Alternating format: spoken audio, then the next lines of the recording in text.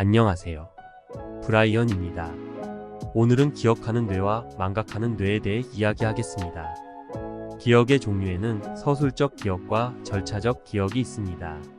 서술적 기억은 특정 사건에 대한 기억으로 사건이 일어난 시간, 장소, 상황 등을 의식적으로 남에게 말해줄 수 있는 기억입니다. 진술기억, 일화기억이라고도 부르죠. 가령 작년 가을 생일 파티를 어디에서 했고 누구와 함께 보냈는지 등을 이야기하는 것입니다. 알츠하이머 환자들은 이 서술적 기억이 손상되어 나중에는 가족도 못 알아보게 됩니다. 절차적 기억은 자주 사용함에 따라 무의식적으로 학습된 기억을 말합니다. 자전거 타기, 출입문을 여는 법, 자동차 운전법, 악기 연주법 등이 있으며 오로지 행동을 통해서만 보여줄 수 있습니다. 운동선수들은 끊임없는 훈련으로 이 절차적 기억을 활용하고 단련합니다. 하지만 긴장한 나머지 너무 의식하면 평소 잘하던 것도 실수하게 되는 경우가 종종 있습니다. 사람은 약 5cm 길이의 해마를 좌우에 하나씩 가지고 있습니다.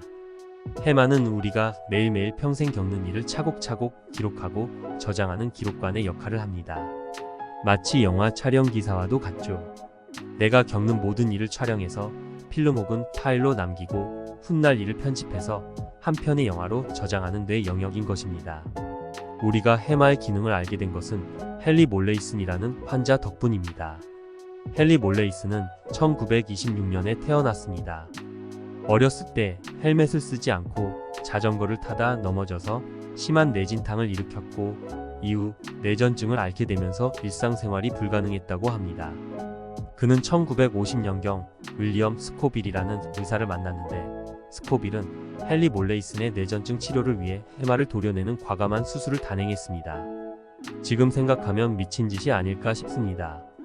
해마를 절제한 후 헨리 몰레이슨에게는 누구도 예상 못한 증상이 발생했습니다.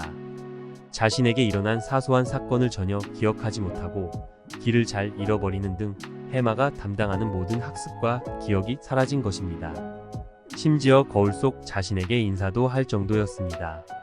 반면 단순한 운동이나 절차적 기억 등은 일반인과 다를 바 없이 정상이었습니다.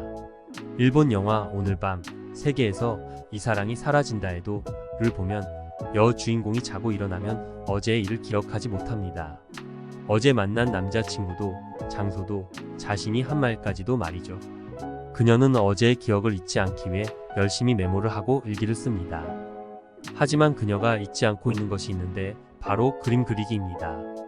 그림 실력만은 자고 일어나도 사라지지 않고 오히려 점점 나아졌으니까요. 절차적 기억이 정상인 걸 보면 그녀는 아마도 일화 기억을 담당하는 해마에 문제가 있는 것처럼 보입니다. 물론 그리는 대상이 남자친구인질 전혀 기억하지 못하는 모습엔 눈시울이 붉어집니다. 아이의 학습 능력을 향상시키려면 무조건 다양한 경험을 많이 하게 해서 창작의 재료를 뇌에 많이 만들어줘야 합니다. 기억이라는 재료가 많은 뇌는 무한한 종류의 요리를 할 수 있기 때문입니다. 어린 아이들과 숲속을 가보세요. 아이들은 도토리나 나뭇가지, 꽃잎으로 얼마나 재밌게 노는지 모릅니다. 집에서 하는 인형놀이는 어떤가요? 그러고 보니 딸 아이도 어린이집 다닐 때 보면 인형들을 앞에 세워놓고 그림책을 읽어주며 선생님 역할을 하곤 했습니다. 이처럼 상상력은 따로 배우는 게 아닙니다. 경험한 것을 다시 표현하는 훈련을 많이 하면 저절로 늘게 됩니다. 가장 이상적인 학습은 왜 이걸 배워야 하는지에 대한 이유를 주고 학습자가 그 이유를 간절히 느끼도록 하는 것입니다. 바로 학습자의 동기 수준이죠. 다시 말하면 뇌 속의 유입니다. 동기부여가 강력한 학습자는 실패하더라도 다시 오뚜기처럼 회복하고 계속해서 도전할 수 있습니다. 회복력 또한 강해집니다.